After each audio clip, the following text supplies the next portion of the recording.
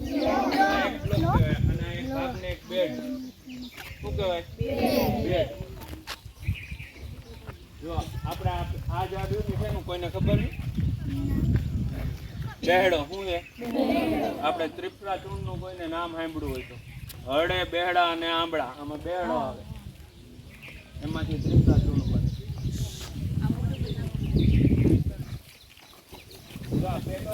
પેલા છોડ રહ્યા ને આ બાજુ એ રેન્ટ્રીના હે. શેના હે? આને પોલિથીન બેગ કહેવાય. શું કહેવાય? અને આમાં સાઈઝ આવે, તમે ભણતા હશો નળાકાર ને એવું. આ 20-30 ના ગેજ ની થેલી. આપણે અમુક રોપા બીજ થી વાવતા હોય, આમાં બીજ નાખવામાં ખબર પડે ને, બીજ વાવવામાં બધાને એવું ન હોય. ખરેખર બધા રોપા બીજ થી ન થાય, અમુક રોપો કટિંગ થી થાય. જો આ ચંપો હે, જે રોપામાં જે ઝાડ તમે જુઓ ને એમાં ચીર નીકળતી હોય ને વ્હાઈટ કલરનું દૂધ કે ને, એ રોપો બધો કટિંગ કરવાથી થઈ જાય. હું કટિંગ એટલે સમજી ગયા ને કઈ રીતે? હા, ડાળખી થી થઈ જાય. જો આ ચંપો ડાળખી થી થઈ ગયો. હાલો આપણે આ પાછળ આ શું જાણે કોઈને ખબર?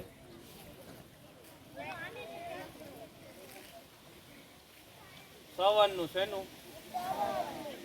આપણા હિન્દુ શાસ્ત્રમાં આને પવિત્ર ગણે, સવનનું. પછી એની પાછળ જો આવ્યું ને ઉમરો, પક્ષીઓ ખાય. ઉમરાનું ઝાડનું જ બધાને ખબર હે ને? હવે તમારે ખાસ નર્સરી આવ્યા ને તો નર્સરી કઈ રીતે ઉછરે ને એ બધાને શીખવાનું. જો આમાં અમે છે ને સીતાફળના બીજ નાખેલા છે ને, અને આ બેગની સાઈઝ છે 15-25. હવે જો તમને એવું થતું હોય છે ઘણાને કે આમાં ઉગા નથી અમુકમાં, તો હવે ન ઉગા હોય ને એમાં શું કરવાનું? જો આ 4-5 બેગ, 4-5 રોપા છે એક જગ્યાએ ખેંચીને આમાં લેવાનું. જો આ એક વ્યવસાયનો જ ભાગ એવો. જો આને બધા વાવવાનું શું કરવા પસંદ કરે ખબર છે? આને કોઈ ઢોર ખાય નહીં અને સતત એટલું ને એટલું લીલું રહે. પછી આપણી પાછળ આ દેખાય મોટી મોટી બધી બોરસોલી. શું છે આ? એવરગ્રીન ટ્રી કહેવાય. આમાંથી આખું વર્ષ આમાં પાનખર હોય, એટલે એકારે પાંદડા ન ખરે. બીજા ઝાડવામાં એકારે પાંદડા ખરી જાય, આનો છાંયો ક્યારેય જાય નહીં. પછી તમે અહીંયા જોવો, જો આ બધા આ પેલા બે બેડ, આ એક કળાયો. શું છે? પાંદડા જોઈ લેજો, ક્યાંક દેખાય ને તો મગજમાં વિચારજો કે આ કળાયો હતો. આ પીલું, આ રાવણા. અહીંયા હવે આ કદાચ કોઈ જોયું નહીં હોય આપણા વિસ્તારમાં, હે કચનાર. શું હે અહીંયા? જો આવું પાંદ હોય, હાથ છે પગ. જો આ પોલિથીન બેગ ભરી હોય ને તો આમાં 3જા ભાગનું ખાતર હોય ને 3 ભાગની માટી હોય. શું હોય? 1:3. 3 ભાગમાંથી 1 ભાગમાં ખાતર છાણ્યું. આપણે વાત થઈ ને હમણાં બ્લોક. શું કહેવાય? આ ભાગને જો આપણે આ કણજી જોઈ ને, કણજી, આ બધા એના રોપા. પછી જો આનાથી મોટી સાઈઝની કણજી જો અહીંયા રહે સામે પડી. અને આ બધો ગરમાળો. ગરમાળો તમે બધા લગભગ જોયો હશે, લાંબી સિંગ આવે અને પીળા ફૂલ આવે. આ ગરમાળો. જો આ બે બેડ. આપણે ખેડૂત બધા ખેતી કરતા હશે ને, પપ્પા બધા આપણે ઘણી વખત તુવેર ને એવું આવે, ચકલા ને એવું ખાઈ જાય. તો જો અમે આમાં વાવ્યા છે ને બીજ પક્ષીઓ ખાઈ જાય, એટલે આને ઢાંકેલી. સિંદૂર ના હે. સિંદૂર શું?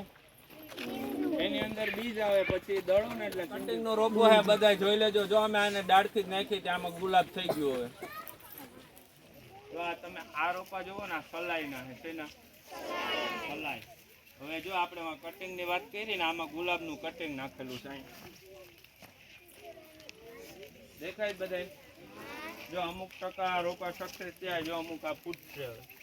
જો આ હજી ફૂટ્યું નથી, આ બધા ફૂટી ગયા. આ કટિંગ ના રોપા. કટિંગ હંમેશા જો આવું વાતાવરણ હોય ને તો જ ઉગે. તમે ગમે ત્યારે ઉનાળે એમ જો ગુલાબ ઉગાડી દેવું તો એમ ન ઉગે. પછી આના પાન બધા ખાધા છે ઉધરસ માટે. શું છે? અરડુસી. અરડુસી નો રોપો કટિંગ થી થઈ જાય. જો આ અમારે બધા કટિંગ કરીને ડાળખ્યું જ નાખેલી છે આ રોપા. કોઈની ઘરે અરડુસી હોય તો કાપીને વાવો ને તો થઈ જાય.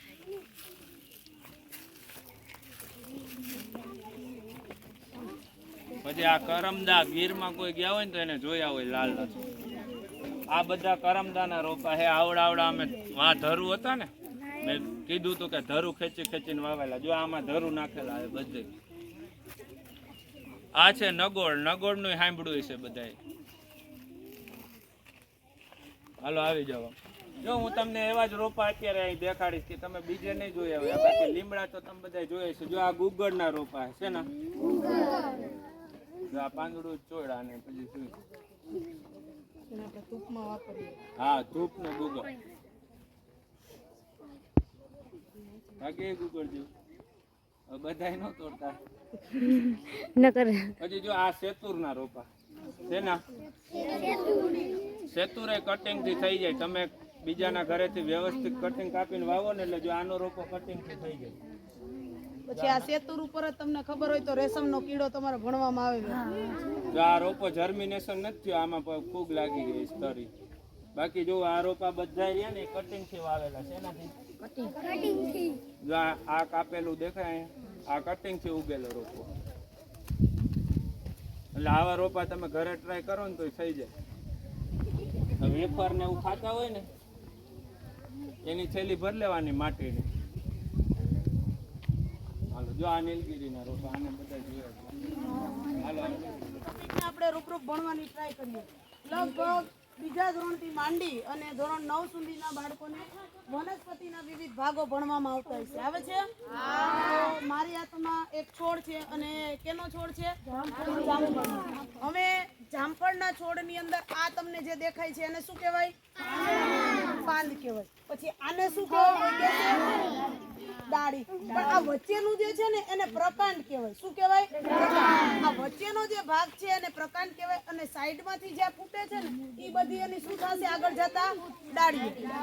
શું થશે? ડાળીઓ. અને ત્યાર પછી વાત કરું તો એક ભાગ છે જમીનની અંદર દટાયેલો હોય એને શું કહેવાય? મૂળ. જો આ પોલિથીનની કોથળીમાંથી મૂળિયું બહાર નીકળ્યું છે, દેખાય છે? આ ભાગ હંમેશા જમીનની અંદર દટાયેલો હોય અને જે છોડ છે એનો વિકાસ કરવાનું હોય છે. તો આ વનસ્પતિના વિવિધ ભાગોની સમજ. જો શાક, શીશમ, મવડો, ચંદન ને ખેર, આપણે 5 અનામત ઝાડ. આ ઝાડને તમે પરમિશન વગર તમારી માલિકીની જમીનમાં હોય ને તમારા ખેતરમાં તો એ તમે કાપી ન ઉગે. વન વિભાગની પરમિશન જોઈએ. તમારે તમારા ખેતરમાં કાપવું હોય ને તો શાક, શીશમ, મવડો, ચંદન ને ખેર. મવડાના રોપો જો આ મવડો આ અનામત ઝાડમાં. આને તમારે કાપવું હોય તો ગવર્મેન્ટની પરમિશન લેવી પડે કાપવા માટે.